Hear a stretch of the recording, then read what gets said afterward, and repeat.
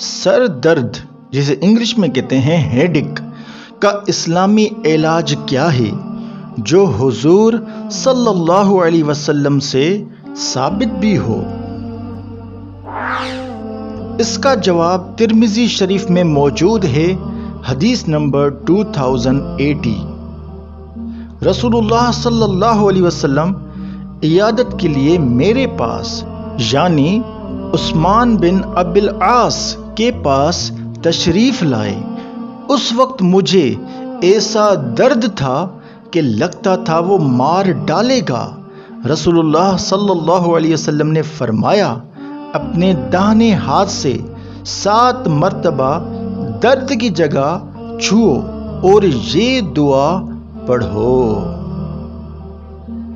7 مرتبہ یہ دعا پڑھنی ہے، اعوذ بعزت اللہ وقوتہ وسلطانہ من شر ما اجد۔ اس دعا کو 7 مرتبہ پڑھنا ہے درد کی جگہ پر ہاتھ رکھ کر۔